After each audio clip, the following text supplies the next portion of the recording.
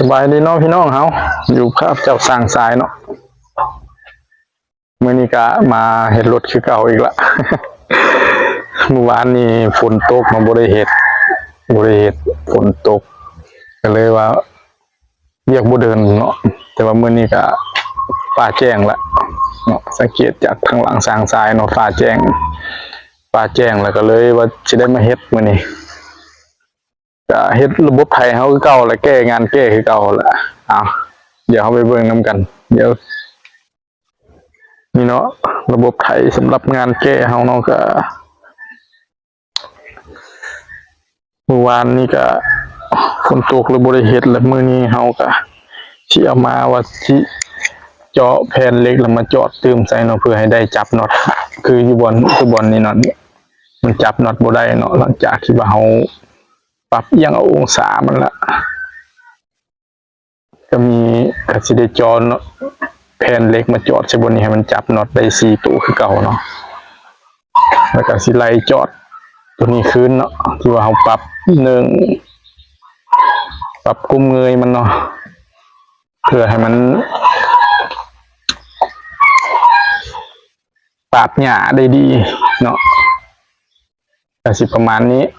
สำหรับมื้อนี้ก็สิได้เฮ็ดในส่วนตัวนี้แล้วก็สำหรับคันนี้เนาะสำหรับคัน 4x4 เฮาเนาะช่วงนี้ก็ยังบ่ได้เฮ็ดหยังคือก็เป็นปาไว้ละล่าก่อนช่วงนี้ปาไว้อย่างอะไรก็มาละอย่างก็ได้เป็นอย่างบางแอวเนาะ7อย่าง750ขอบ16บางแอวที่สร้างสายสร้างมาเนาะก็เดี๋ยวไปซื้อกระทามาแล้วก็สิได้ประกอบใส่เพื่อเอาระดับว่ามันสิกลมเงยคือแนวใดเนาะเฮาก็ยังบ่ฮู้เทื่อว่ามันสิอยู่ก้มลงบ่หรือเงยขึ้นถ้าตีนหลังมันสูงหลายมันหน้ามันด้อยลงหลายเฮาก็สิได้ยกทางหน้าขึ้นตืมหน่อยนึงแต่ถ้าว่าเฮาใส่ไปแล้วแหละมันได้เลยความสูงทางหน้ามันก็ได้พอดีบาลานซ์กันเฮาก็สิเอาเลยเนาะสิเอาตามที่เฮาติดตั้งไว้คร่าวๆนี่เนาะก็สิประมาณนี้สำหรับเวียกงานมื้อนี้เนาะรถไถดัดแปลงอาทิตย์นี้คือสิบ่ได้เฮ็ดเลยล่ะคือสิเฮ็ดไถจนแล้วพุ่นล่ะคือจังสิได้มาสืบต่อให้รถไถดัดแปลงเนาะในส่วนของ 4x4 เดี๋ยวเฮาติดตามนำกันแต่ว่าตอนช่วยก็คือสิได้เฮ็ดเครื่องมือเนาะตอนช่วยก็สร้างสายสิได้ไปซื้อเหล็กอีกเนาะเบิ่งซื้อเหล็กให้ฝากให้สร้างเทืองเนาะค่ายสวรรณเขตที่ว่าเพิ่นสั่งเหล็กเนาะเพิ่นอยากได้เหล็กหนาๆสิไปเฮ็ดตุกเป็นแขนยกเนาะแขนยกไถเดี๋ยวเขาก็สิได้ไปเจอกันอยู่ห้านเหล็กอีกเนาะในส่วนตรงนี้เนาะแต่ตอนเช้านี้สร้างสายเข้ามาเฮ็ดเวียกก่อนแล้วช่วงบ่ายจังสิได้ออกไปเดี๋ยวเขามาติดตามเวียกงานนำกันว่าเขาสิได้ซ้ำไหนมื้อนี้ในเวลาครึ่งมื้อเขามื้อนี้มาสรุปตอนสวยเขาเนาะก่อนสิเลิกเวียกเพราะว่าสร้างสายมีเวียกสิไปเนาะก็สิไปซื้อเหล็กมีสร้างเทืองนั่นแหละคือเก่านั่นล่ะอยู่ห้านเหล็กก็เลยช่วงเช้าเขาก็มาสรุปเนาะช่วงเช้าก็สร้างสายสิเฮ็ดได้อยู่ประมาณนี้ต่อนี้ออกเนาะต่อนี้ออกแล้วก็ตัวนี้ต่อออกเนาะก็เฮ็ดได้บ่หลาย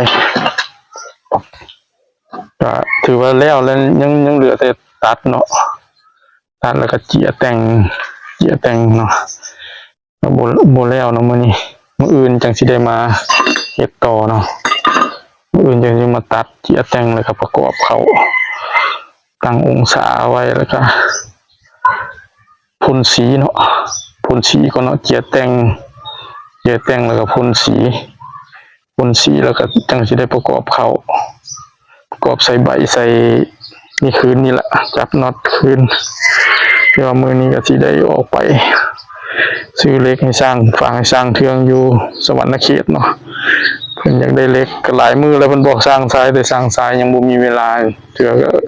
ญาติเวลามื้อนี้เนาะมื้อนี้มื้ออื่นก็กะว่าสิให้มันแล้วแล้วมื้ออื่นให้มันแล้วเพื่อว่าส่งให้เจ้าของเพิ่นได้เอาไปใช้เนาะก็สิเกี่ยแต่งภายในมื้ออื่นนี่ล่ะเดี๋ยวไปเจอกันอยู่ห้านเหล็กอีกจังได๋ก็ฝากพี่น้องเฮากดไลค์กดแชร์กดติดตามให้สร้างทรายนี่เด้อ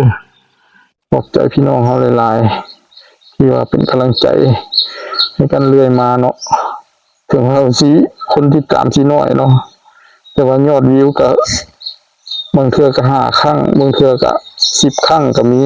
ก็ถือว่าสูงเนาะสำหรับสร้างทรายเนาะที่ว่าเฮ็ดใหม่ก็ถือว่าหลายแล้ว5ครั้ง10ครั้งที่ว่ายอดวิว5ครั้ง10ครั้งก็โอเคละดีใจยังมีเฮ็ดวิดีโอไปพี่น้องเฮายังเข้ามาเบิ่งขอบใจพี่น้องเฮาหลายๆ